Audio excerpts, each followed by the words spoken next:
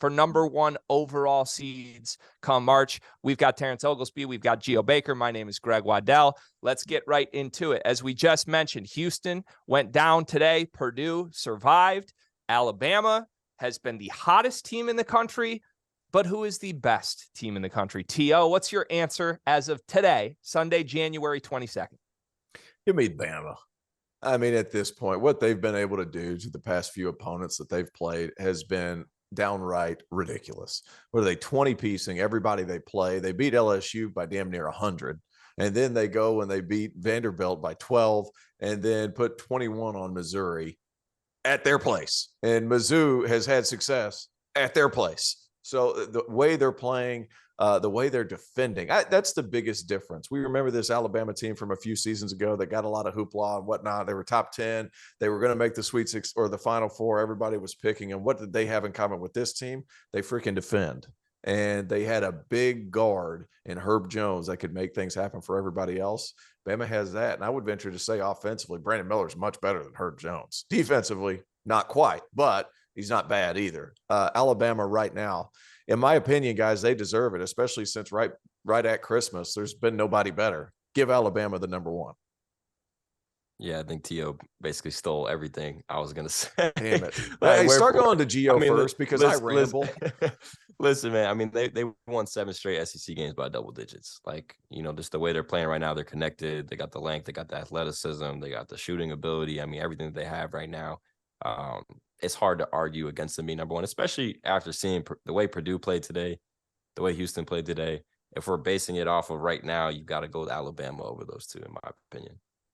Yeah, not only have they won all those games in a row by double digits, comfortable margins, they also, going back in time a little bit, beat Houston at Houston back before Houston was losing at Houston to other teams.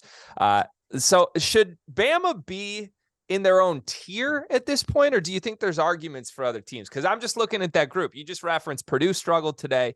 Houston goes down. We've seen Tennessee take a loss to an okay Kentucky team in the last couple of weeks. We just saw UCLA lose by double digits. Kentucky is back. Kentucky is back. Was Kentucky back when they beat Tennessee, though, or are they back now? Like, that was a clunky game to you.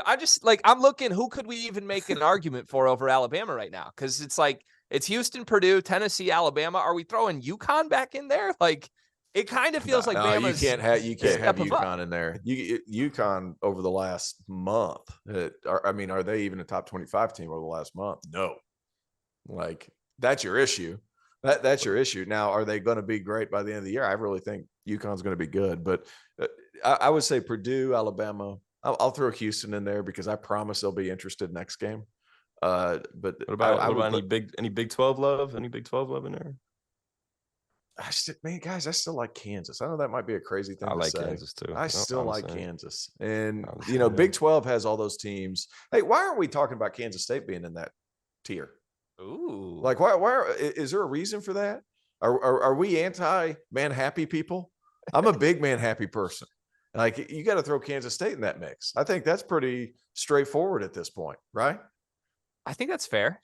Would you, Gio? I mean, they got 2 potential All-Americans. I don't know that any other team in the country has that. Listen, that's why I was asking where the Big 12 love was at. I think, Kansas State, Kansas, you could even argue TCU and Texas. I think could all give them a run for their money. So I think the Big 12 is super deep as well.